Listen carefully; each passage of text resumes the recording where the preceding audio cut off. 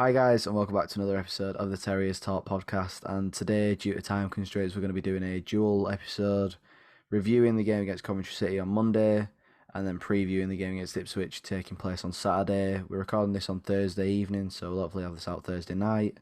Both been back at uni this week. Scheduling's been difficult, but we have an idea now of kind of what to expect. So going forward, it should be back to the kind of summer holidays kind of schedule that we've had, where we know what's going on, and you guys have consistent episodes at consistent times each week. The fact we played Monday didn't really help with that as well. Anyways, starting with Cov, Darren Moore's first game. Neither of us went. How did you? How was that game in your eyes? Completely a game of two halves. It's the first thing Town I've got written. completely. I mean, I didn't even look at your notes, but a game of two halves completely. And I think any side that comes out under a new manager is going to be a side that plays with a slight amount of caution, even if it's subconscious. And I think Town definitely had that aspects about them. That was definitely the case for us in the first 45 minutes of Monday night's game. And yeah, fans weren't too happy at all. And I wasn't too happy at all, kind of watching it on at home. And realistically, I don't think that's what we expected for the whole of the game because it's not what we got. And we we are going to gel to Moore's kind of style of play, but we did not get our foot on the ball whatsoever the first half. Coventry were all over us. Nichols was called into action a lot, and we were just being stretched, and we really couldn't get out. And Town only had a few chances on the counter attack. I think Karama really should have done a bit better on the counter attack, and I think we had one more where someone, I think Bergsall, could have squared it to Karama, and that could have been 1-0 Town. But apart from that, it was all Coventry, and I mean Ellis Sims, he cuts in and absolutely rifles it, and Nichols makes an unbelievable save. But unfortunately, I think it's Yassine Ayari Yeah, opens deadlock. yeah. It's one of them where it was just a bit of a poor game from attackers from both sides because Yeah. Cov had the majority of the ball, but they didn't do much with it, which is very dissimilar to last season. Whenever Cov went forward last season, you'd be worried about either Harmer or Jokeres doing something, even if neither of them were on the ball during the attack. There's always the worry that Harmer comes into the box late or Jokeres just Does exists. what he does, yeah. Yeah. And Just exists. Yeah. there wasn't any of well there was parts of that on Monday night, but there wasn't loads of the games because Ellis Sims just hadn't hit the ground running No. for whatever reason. Obviously, when he does, and he will do because he is a very good striker, Coventry will do all right. It's just kind of a case of getting him to that point, potentially scoring that first goal against Nichols. If Nichols doesn't make that save, it goes in. It's a very good strike.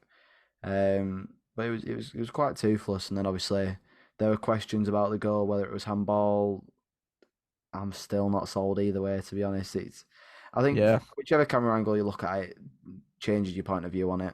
I think if Yeah. Town's found that there's no questions from our side of it, and Cov fans are asking it, and vice versa, so it's always going to be a weird one. VAR would 100% have a look at it if there was VAR.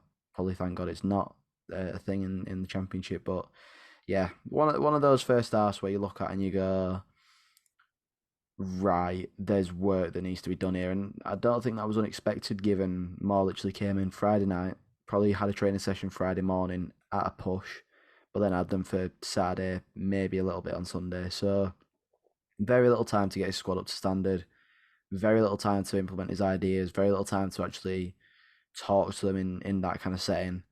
You get to half time at 1-0 down, where Town probably could have scored as well, like you said. Karoma probably should do better with the chance that I believe it was Radoni played into him, Yeah. and he took a touch and tried to shoot. Potentially should have just shot from the off, but anyways, swings and roundabouts. You go into half time and Darren Moore. We've all seen the clip of Darren Moore's press conference team talk in the second leg against Peterborough in the playoffs by now. he's a man that'll give a team title when it needs to be given. And I'm guessing at half time he went in there and he said a few choice words because Oh it, yeah, it completely. didn't look like a Huddersfield side. It didn't look like a Darren Moore side. So there was a lot that needed to be done, and credit to Darren Moore for what we came out in the second half like. Yeah, I mean, just a thought to go into half time only 1-0 down, we did quite well because, as you say, Coventry weren't very clinical whatsoever. But you know, if we didn't have Nichols or someone, one of our defenders is an inch that way or an inch the other way, it's 2, 3, 4-0. And Yeah. the fact that we did go in at 1-0 down and we did have something to build on was really quite lucky because Town deserved to be a few goals down going into the sheds. And yeah, I can imagine Darren Moore delivered one of his what we will probably come to know, one of his not hair dryers, but he probably would have said, come on lads, you're better than that. Yeah. Um, and we came out and completely flipped the game on its head. Yeah, our forwards can be really dangerous, and I think that'll be something that we will become exposed to and accustomed to under Darren Moore. He will want all systems firing at one time. We completely flipped the game on its head. I think I've got a graphic. Nope, I don't. I've lost it on my phone. But Sky Sports Right. posted the graphic at full time, and it was basically showing how Town performed offensively and in the first half and the second half, and the differences were absolutely incredible. Yeah. And I think someone who majorly contributed to that difference was Sorba Thomas, who came on the 64th minute for Jaheim Headley.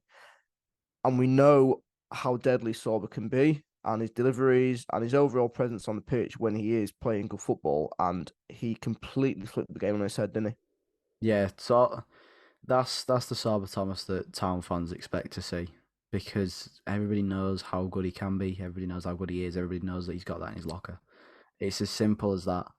Sorba Thomas is a very dangerous footballer when he's confident. And with what he said last week after the game against, I want to say Stoke. When he No, game scored. before. Game before Stoke. Yeah. My mind's gone blank. Rotherham. Yeah, Yeah. Rotherham. What he said in his interview, I just wants to focus on his football, block out the noise. If that's the result of that, block out every noise possible. Yeah. Completely. Get him noise Completely. cancelling headphones. Do the Yeah. lot. Agreed.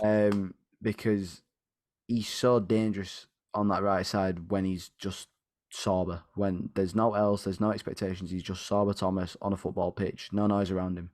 That's the kind of footballer that Town know and that Town need going forward. What Town needs. Yeah. We Yeah, need that and completely. he changed the game. He came on and Cov looked so scared of him.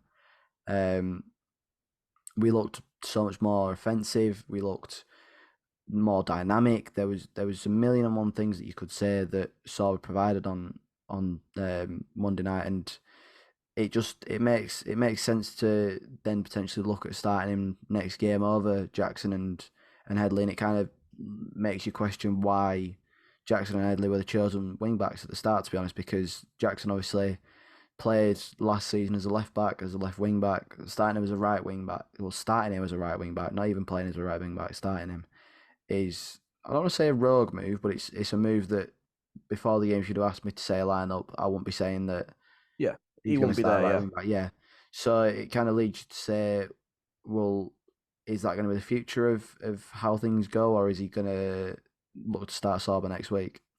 Well, conversely, I'm just thinking, could that be Sorba's best method of attack?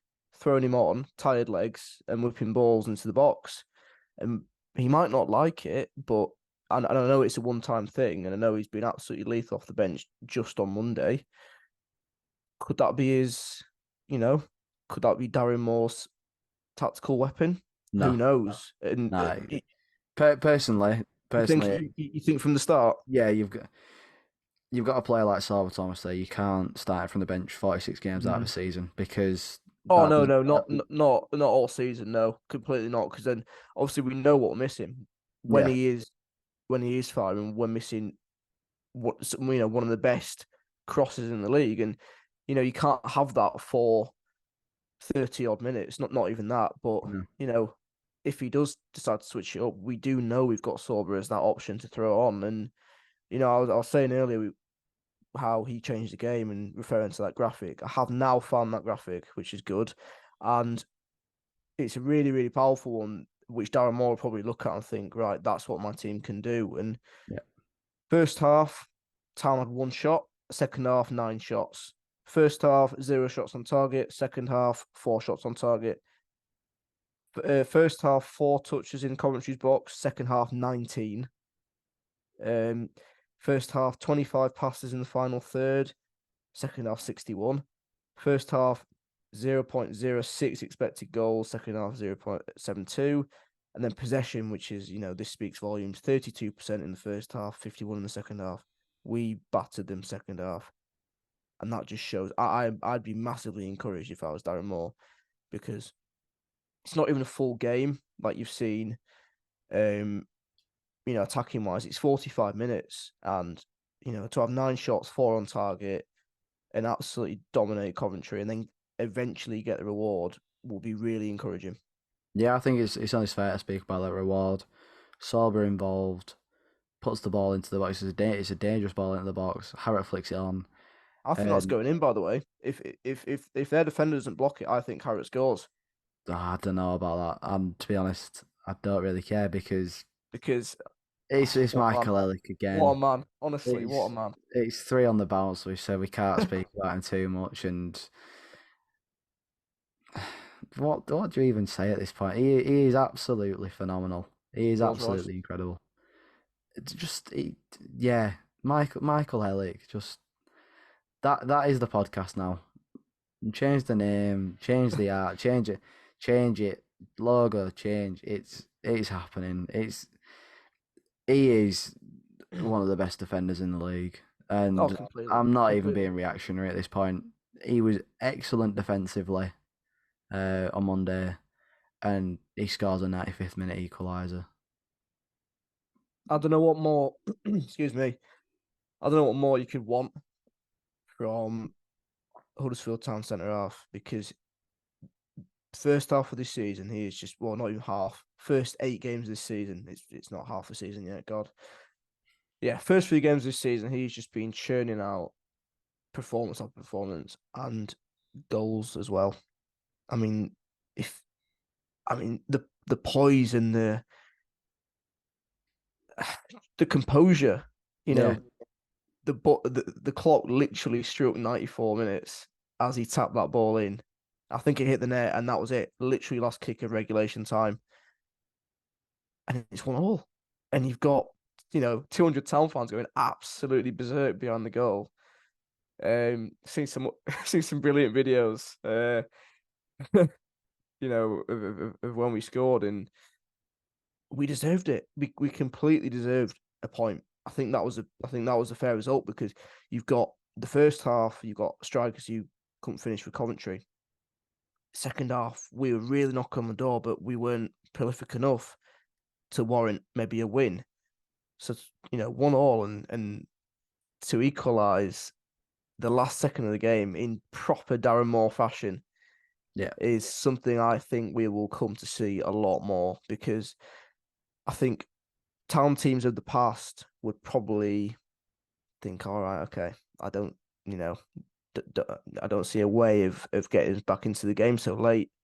But that's not going to happen with Darren Moore at all. I think we know that, and we know the perfect example of that was, when they played Peterborough last season at Hillsborough, and Liam Palmer, I think, literally last kick of the game to send it to penalties. Was it penalties? I think it was penalties. Might have been penalties or extra time. I'm Or not extra sure. time, yeah, something like that, to send the game into into another contest. That's what we're going to see more of, and I don't think we'd even be here speaking about Hellick's winner. Sorry, not winner. It feels like a winner. Equaliser without one man, and that is Lee Nichols, who again showed he's one of the, if not the best goalkeeper in the division. Because, I mean, what can you say, Ben? Unbelievable yet again. He, he's very good in it. Our defense is really good, and it has two very good players in it, and then the rest of the defense just builds from that. And that's not saying we don't have other good defenders apart from Nichols and Hellick, but they just are standout, and you could put a case forward for them starting for probably most teams in the division. Nichols is great. We've known he's great for ages. We've been saying it for 3 seasons now. 2 or 3 seasons. Well, 2 seasons. This is the third. Yeah, Yeah, he is fantastic, and you kind of look at it and you go, "Thank God that Luton went for Kaminsky instead, because he's incredible." I've literally got written Nichols is incredible. Like he's there's very much little no there's very little else to add to that other than well, that. no, you can't. Yeah, you There's can't. he is exceptional. He's a very good shot stopper. He leads from the back in the video of him celebrating after. He's just Brilliant. Yeah. excellent. He's great to watch. Um, as well, what I want to kind of mention on this is another player that I thought played really really well. Two players that I thought played well. Ben Wiles just Yeah. again fits in that Engine. incredible bracket where you just say he's incredible, move on, because you won't be able to find words that properly do him justice. He was absolutely exceptional again. Engine on him, brilliant. Defensive work rate, brilliant. Attacking work rate, brilliant. He's got an eye for a pass. He's dangerous on the ball. He's exceptional. And then the other player that I want to mention again, Bergzorg, He's getting growing there, in isn't he? confidence. Yeah, he's He's growing getting in there. confidence, and that's exactly what we need to see. We know he's got quality. He drives us up the pitch well. I just think that going forward, and this is the final thing I want to actually mention about the game. It's the final thing I've got written in my notes. Looking at our midfield and attacks, I think the defense was spot on. I don't think you changed that defense at all. You've got Ben Jackson, Radoni, Jonathan Ogg, Ben Wiles, G Medley, Bergzog, and Karoma. That's how he started. And then he brought on Sorber, Hudlin, and Harrott. Harriet. Top Yeah. of my head. How do you then line that up for next week? Because I'm going to move us on to that on the next week, really, with that. But what would you prefer us to have that kind of midfield and attacking line be? Well, I think firstly, Moore did say we do need more firepower up front, Yeah. and whether he sees that as we start Keane Harriet, we start even Kyle Hudlin, it'll be really interesting to see. Midfield wise, I'm just looking who actually lined up. I mean, Radoni again, brilliant. I don't think he changed that. Nah, Wiles, I think your central midfield three. I don't think you change. I don't think Wiles, you Hogg, change. Radoni. I don't think he changed. No. Now Jackson and Headley, I'd expect Sorber to replace either or. Um, and then it's a tricky one because Karoma, we know what he can do. Bergzorg Yeah. is growing in confidence, so you swap one of those out for Harry or Hudlin, and you're thinking, oh, we are missing quite a valuable asset to the team here, and I think Bergzorg will definitely will be one of those players where if you omit him from the starting 11 for a few games, I think he'll curl up into a shell again. And I don't think Town can afford that because I think once he gets his first goal, once he gets, sorry, not first goal, a few more goals under his belt and, starts playing the way he wants to, I think he'll be really good for Town. And as you said, defense, I don't think that changes. Midfield three, I don't think that changes. And I think Sorba really should be in Darren Moore's thoughts for Saturday, and I've got no doubt he will be because if those two can strike up a really good working relationship, I'd be really excited to see how Sorba Thomas does under Darren Moore. And then it's just your front two and either your left or your right side, whether you keep it or you rotate. And I think we've got a few decent options if we were to rotate. Yeah, I think so. I think personally, our best lineup involves Karoma off the left, Yeah. Sorba on the right, and then you have Bergzog and someone, whether that be Harrott, whether that be Ward, whether that be Hudlin. Whichever Mm. one of those three, I think you get your best from Karoma because he's allowed to cut in. He doesn't have to do all the defensive work 'cause he's got Nakayama and Ben Wiles next to him and behind him. Sorba's up and down, so the fact you got Matty Pearson there is right enough. Hogg can drop in with that back line, and if needs be, can change to a 4. Got Nakayama at Ruffles left back. if you want to stick Ruffles Yeah, in it, left wing back can do. exactly. So we've got so much choice there, but I think your best bet is Bergzog and somebody up front, and then Karoma off the left, just because The left, yeah. I feel like you get more from that, and then Bergzog having him up front with a proper striker gets you Mm. more. I don't think I don't think Karoma gets in the position that Harry got in for the Helik goal. Oh no. That's not for debate now. So I think that's probably the best way that we can look forward with it. But we're going from playing what would have been a really difficult game last season against a really strong side contending for playoffs to a team that looked like us last season, where gone from playoffs to losing a few players and look a bit shell shocked, to Ipswich, who are absolutely flying. It's gonna be an unbelievable test, and I mean Ipswich fans. I'm sure there'll be a few watching. I mean, firstly, well done because the start they've had is absolutely sensational. Rather, 8 games, 7 wins, 1 loss against our friends down the road. Um, they're averaging 2.1 goals per game, and the only thing keeping them off top of the table is goal difference, and that is to Premier League quality Leicester City.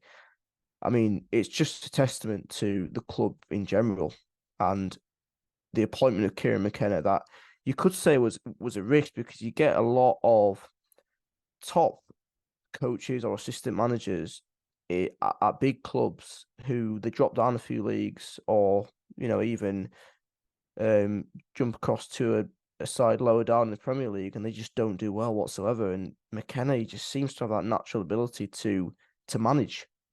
Yeah, hundred And percent.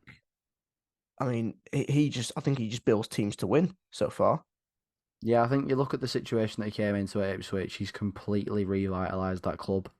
Um, we all know how good of a manager he is. He's a very exciting young manager. Mm.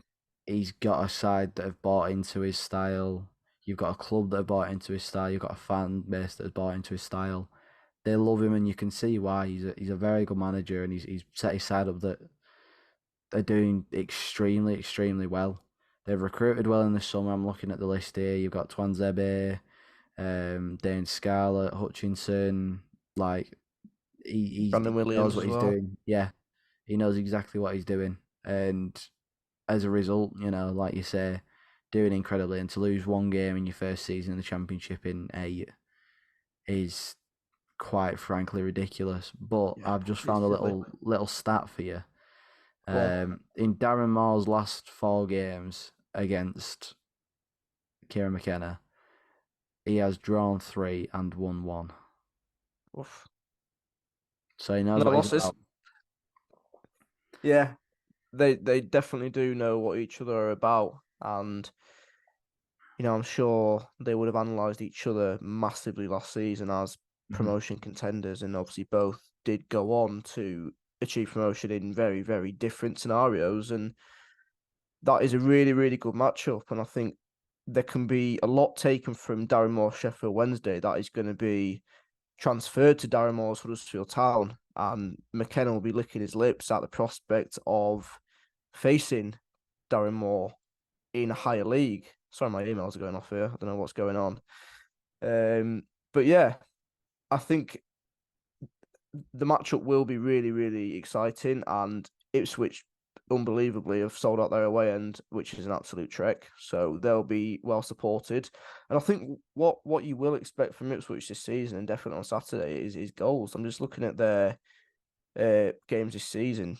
First game of the season, 2-1 at Sunderland, 2-0 at Stoke, 1-0 win at QPR, 4-3 loss at Leeds, 3-2 win against Cardiff, beating Sheffield Wednesday 1-0, Southampton 1-0, and then most recently 4-3 against Blackburn. So whilst they might be good going forward, I think Town could really, really hit them where it hurts. And I'm expecting a really, really good clash. And by no means am I expecting Town to come away with a win, a draw. I do think we will come out on the wrong side of the result, but um, it will be really, really interesting to see because first home game of Darren Moore's tenure as gaffer, and Could you see this as a free hit? I don't think he'll see it as a free hit now. At the end of the day, they're a very good side, but he knows what they're about. I'm ready for this to be clipped after Ipswich win on Saturday, but I don't think it's free hit. I don't think you can. Ultimately, they're in the championship. We're in the championship. You cannot look Yeah. at any game as a free hit because doing so, what's the point in you being a manager? If you're looking at a game and going, they're all right at football, just gonna tell lads it's a It free was hit. like it was like Warnock last season at Burnley away. I think we came into that game with the mindset of, and even he said, I'm just going to tell the lads to go out there and play as well as they can, and that turned out well. We got beat 4-0, so I agree with you. I don't think there's any space to have that mentality, and I don't think he will, and I don't think it I makes don't sense think he to will. either. It Yeah, doesn't make sense though, because you no, look at it it, doesn't. he knows how tough of a job he's going to have coming in to replace Neil Warnock. And he's going to have a fan base that for a while are probably going to always be like, oh, wish we started Warnock until it comes good and we're going to be like, oh, yeah, he's not bad, this It's all Darren right, Moore. him. Yeah, Yeah. So he knows there's probably going to be an uphill battle to do that. So then start your home tenure off as manager with a very good showing against Ipswich puts you in very good stead. It really does, and I think that's the way that he's got to look at it, and that's the way he will look at it. I don't think he'll come into the game going, it's a poor game. To start at home is what it is. He'll look to go out there and he'll go, look, we played much better on the front foot last game against the side that have some quality in there. Why can we not do the same? We've got a yeah, very good defence. We can hit teams on the counter. We can hit teams well. Let's do it because ultimately, at the end of the day, he's going to want to put on a show. He's gonna oh, want to. completely. He's gonna want his fan base to get behind him as soon as he can, and putting out a poor side against Ipswich doesn't do that, and he'll know that. He knows management. He knows football very well. And ultimately, he'll know what kind of a fan base it is, given the fact he's been at Wednesday, given the fact he's been at Doncaster. He'll know what kind of a club and what kind of a fan base he's walking into. A fan base that will want the team to be proud to play for the badge, will want to fight for every opportunity. Will probably be underdogs in 9 times out of 10 situations, but Yeah. will go out and fight for the badge, which is exactly what we want as town fans. So no chance he sees it as a free hit, in my opinion. No, yeah, I agree. I agree, and I think he'll want to get the ball rolling before we do go back to his old stomping ground. Um, we played Birmingham after Ipswich, and then Sheff Wednesday away, and then he will really, really want to get the ball rolling and have momentum going into that game. So yeah, I don't see why we can't take it to Ipswich, or can't at least attempt to take it to Ipswich. Whether it'll pay off, who knows? And I'll uh, I'll put the question to you, Ben. I can see you smirking here because you know what's What's coming. going on? What's going Give us a score prediction, mate. on? 1-1. 1-1. Okay. Yeah, I think they know each other's management style. Um, Moore's going to look to impress, so it genuinely wouldn't surprise me if Town won 2-1. Um, if the game could go either way, but I reckon both teams will score. Um, Yeah, same question to you. I'm with you on that. I think both teams will definitely score. I think it'll be. I d- it's it's hard to say, but I don't think the league positions will be reflective of the game, and I think it'll be a really, really interesting game, and both teams will want to attack and be on the front foot. And I agree, both teams will score, and I just think on the day, Ipswich. Yeah, I'm gonna go 2-1 Ipswich, but again, like you, I wouldn't be surprised if Town did throw up a surprise, and fingers crossed, because that would be the perfect way to start Darren Moore's tenure at the John Smith Stadium, and hopefully we can turn it into a fortress. Yeah, exactly. I mean, if Town were to get a result from the game, if Town were to get a point, it's 5 unbeaten. Which Mm. after the first few games, you'd have thought we'd be saying that. Yeah, who would have thought? Yeah, So it's a confidence breeder. Yeah, as long as you look at that game and say, look, if we can get a point there, that's a very good result against a strong Ipswich side. Then it's very good, and you move on to Birmingham on Wednesday. You move on to Sheff Wednesday, and then a few weeks after that, you've got Leeds. It's a tough opening month, but I think it's one that Darren Moore's going to look at and go, right, let's stamp us foot on the division. Let's get me brand of football getting going early, Yeah, and let's just attack sides. So I think if we can make it 5 on the bounce unbeaten, then be brilliant. we've got Yeah, a very good position to kick off from because we're not far outside the playoffs. I don't think. I think we're still 3 or 4 points outside of relegation. it's early in So the season, isn't it? So I think to it's get ridiculously early in the season, so you can't really say, "Oh, Town going to win the league under Darren Moore." Probably won't happen, but you can say Town have a starting block here. Get behind Darren Moore in his first game at home and show kind of what Huddersfield Town expect from him, and he'll know what the club expect, and hopefully we see a good showing on Saturday as a result of it. fingers crossed. Yeah. And I think that wraps us up unless you've got anything else to add. But no, nothing from me. And yeah, just fingers crossed that we can kick on under Darren Moore. Yeah, well, thank you very much for listening as always. Please like, share, subscribe. You know the jazz at this point. We should have an audio recording, just play it at the end of each episode. But as always, your support is really appreciated. Last week has been a bit mental. I've not checked the views on the Darren Moore video and the Warnock video in a while, but at some point it was at around 2,000 views between the two of them. Whether that's more now, yeah, the support has been very overwhelming. We're very grateful for that. So thank you very much for it.